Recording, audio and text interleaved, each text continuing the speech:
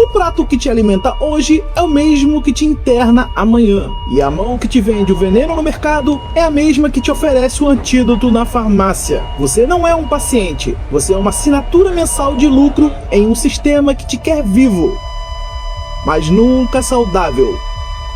Nesse dossiê, nós vamos abrir o arquivo da engenharia do vício.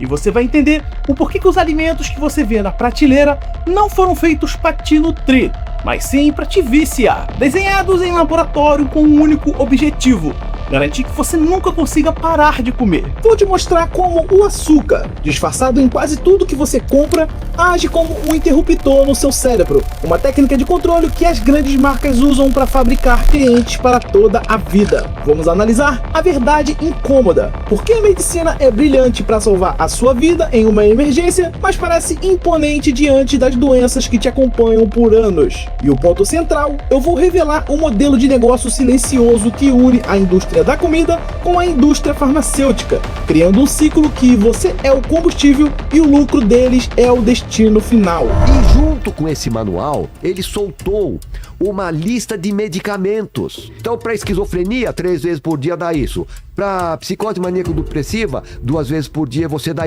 etc. E isso abriu os olhos das indústrias farmacêuticas. Claro, né? Olha a mina de ouro. Se na sua casa existe alguém que toma remédio todo santo dia e a saúde nunca aparece, este dossiê é a sua saída de emergência. Antes de avançarmos, eu preciso estabelecer um marco zero aqui. Esse dossiê não é um ataque à medicina e não tem espaço para teorias sem fundamento. Muito pelo contrário, o que você vai ver agora é o resultado de uma investigação profunda baseada em estudos das revistas científicas mais respeitadas do planeta, documentos técnicos da USP e dados que a própria corporação são obrigadas a publicar, mas que torcem para que você nunca leia. O que este arquivo questiona não é a capacidade dos médicos de salvar vidas, mas o modelo de negócio que sequestrou a saúde global. Um sistema que descobriu uma verdade matemática cruel: um paciente curado é um cliente perdido, enquanto um paciente crônico é uma fonte de lucro vitalícia. Eu não vim aqui para negar a ciência, eu vim aqui para mostrar como ela está sendo usada para gerenciar a sua doença em vez de eliminar a causa dela. Bem-vindos ao dossiê investigativo.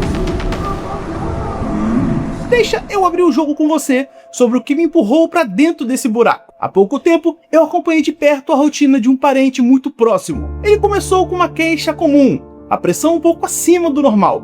Saiu do consultório com a primeira assinatura, 3 remédios. Meses depois, o colesterol subiu e mais 2 comprimidos para a conta.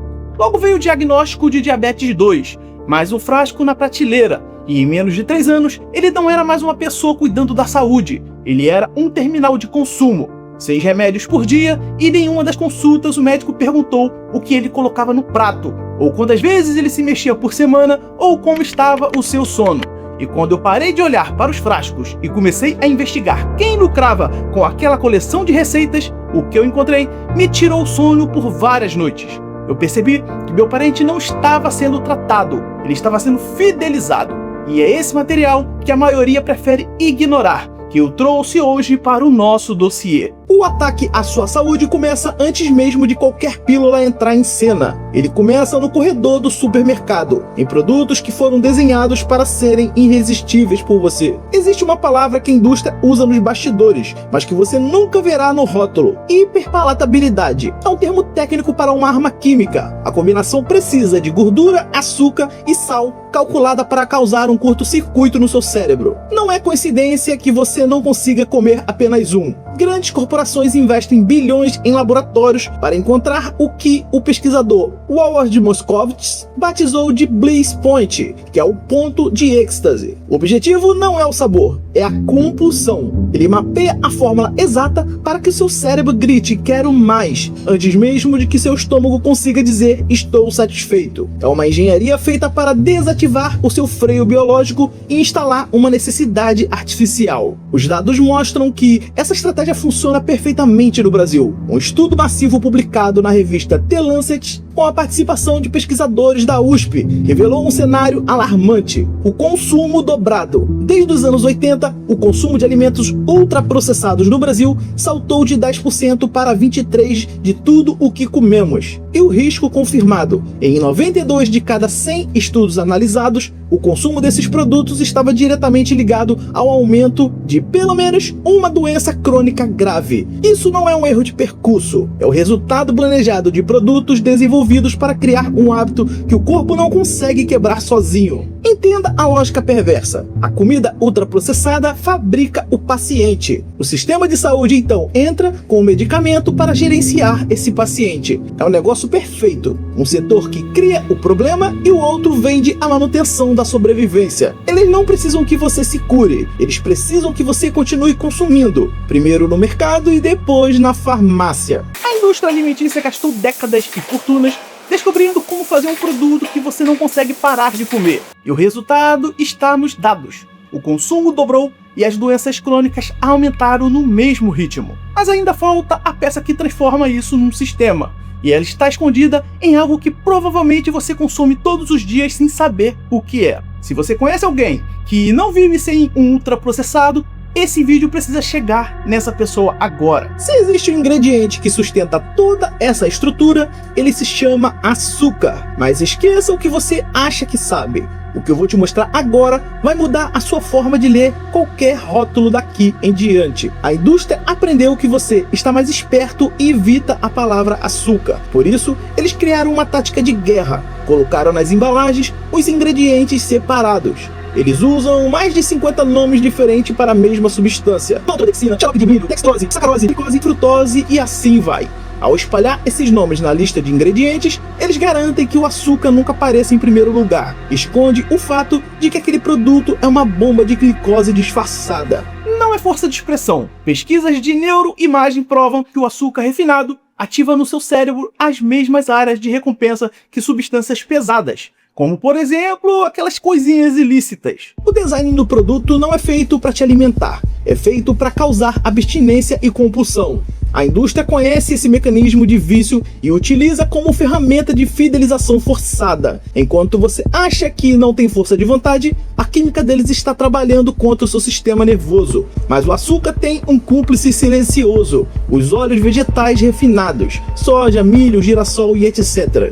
Esses óleos baratos, processados em temperaturas extremas, entram no seu corpo como um corpo estranho. E o resultado é uma resposta de defesa chamada inflamação crônica de baixo grau. Não é uma dor que você sente na hora, é um incêndio silencioso que consome por anos as suas artérias, fígados e pâncreas. Pesquisadores já confirmaram: esse fogo interno é o combustível por trás da hipertensão, diabetes, depressão e até mesmo do câncer. Você come, o fogo acende por dentro, ele queima devagar durante décadas, até que um dia o seu corpo finalmente grita e você vai parar na cadeira do médico com um diagnóstico irreversível: açúcar disfarçado em 50 nomes diferentes, mas óleos que acendem o nosso fogo silencioso por dentro.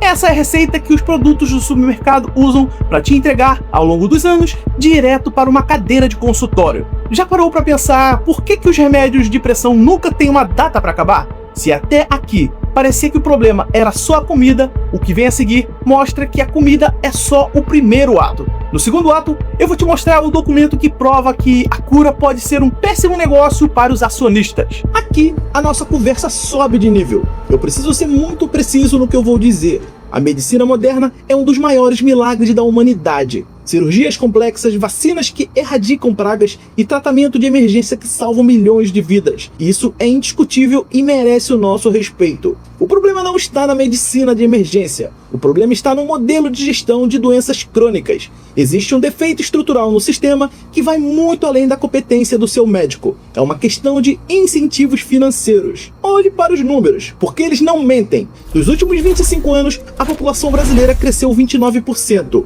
mas no mesmo período, o consumo de medicamentos saltou impressionantes 180%. Nós não estamos tomando mais remédios porque somos mais pessoas. Estamos tomando muito mais remédios por pessoa. O faturamento desse setor no Brasil ultrapassa 200 bilhões de reais por ano. E por que esse número não para de subir? A lógica de mercado é simples. Se uma empresa investe bilhões em um novo composto, ela precisa de um retorno. A cura é uma venda única. Você toma um remédio por 30 dias, fica saudável e nunca mais volta. Para o acionista, isso é um péssimo negócio. O controle é uma assinatura vitalícia. Você toma o comprimido hoje para estar vivo amanhã e repete o processo todos os meses pelo resto da sua vida. O sistema de incentivo atual não recompensa a cura definitiva. Ele premia o tratamento contínuo. Um paciente curado é um cliente perdido. Um paciente controlado é faturamento garantido mês após mês, ano após ano. A indústria farmacêutica não vende saúde, ela aluga sobrevivência.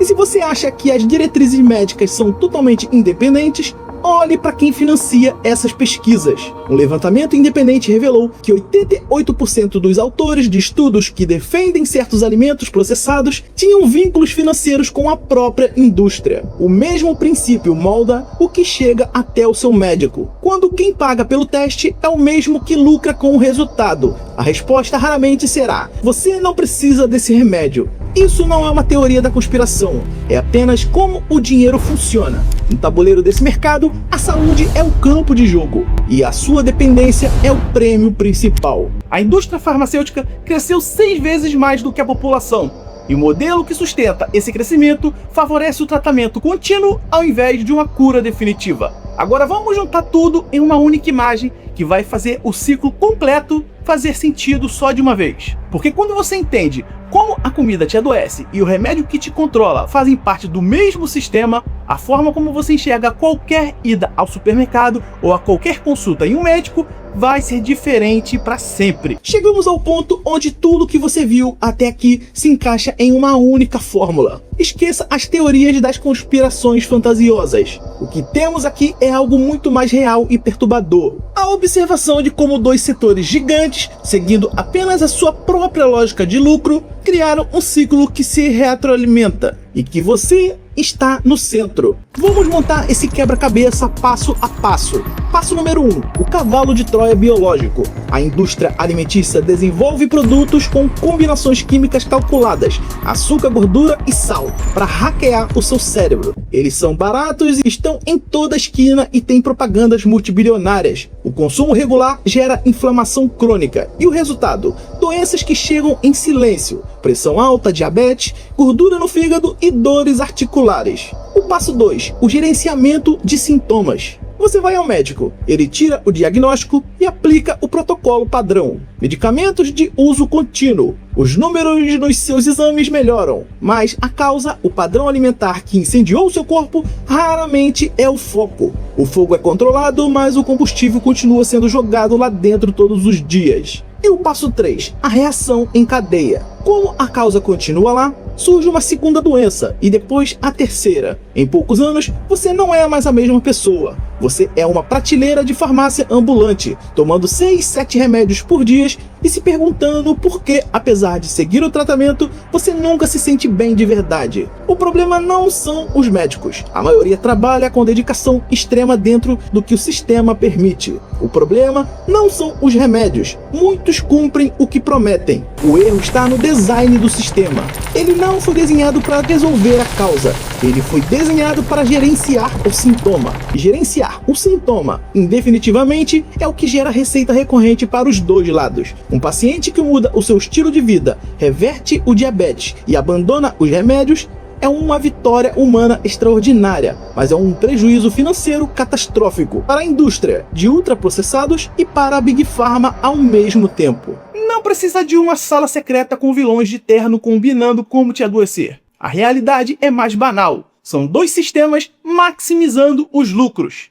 O ciclo funciona porque a cada etapa dele é lucrativa. E no mundo dos negócios, o que é lucrativo tende a se tornar eterno. A pergunta que fica no ar agora é a mais importante de todas. O que você faz com esse entendimento em mãos? De nada adianta entender a engrenagem se isso só te gerar ansiedade. Entenda esse conhecimento como uma ferramenta de defesa. Deixe eu ser direto no que esse dossiê significa na sua prática.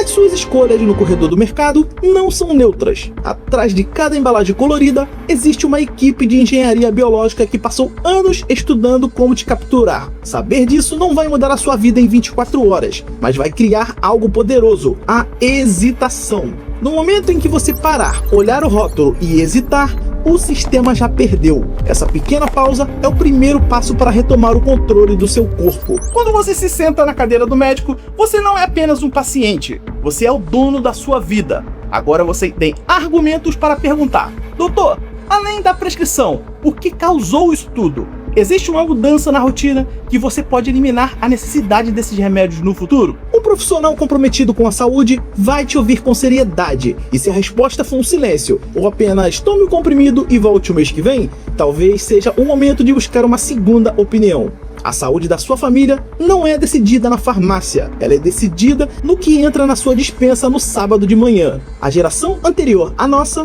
em um Brasil onde o padrão era comida de verdade, arroz, feijão, frango, ovo e frutas, e não era uma dieta da moda, era o que existia. A industrialização é um fenômeno recente e o experimento está cobrando preço agora. Volte ao básico, não é retrocesso, é um ato de inteligência estratégica. Você não precisa abandonar tudo hoje, mas a partir do momento em que você entende o mecanismo, você deixa de ser uma peça movida pelo lucro alheio. Conhecimento é a única vacina contra a indústria do adoecimento. O veredito desse dossiê é uma pergunta desconfortável. Por que a medicina atinge o seu auge enquanto as doenças crônicas explodem? E por que o consumo de remédio cresce 6 vezes mais rápido que a população? A única saída de emergência é a informação. É entender como a engrenagem funciona e o que impede que você sempre esteja consumido por ela. Você se sente preso nesse ciclo? Eu quero saber de você. Quantos remédios fazem parte da sua rotina na sua casa hoje? E há quanto tempo você e sua família estão tratando algo que nunca parece ter fim? Comenta aqui abaixo, vamos expor o tamanho dessa prateleira invisível. Sua curtida também é muito valiosa para saber que estamos no caminho certo. Se esse dossiê abriu seus olhos, a sua inscrição é indispensável para o nosso canal. Ele leva essa verdade para quem ainda está no escuro. E até o próximo vídeo.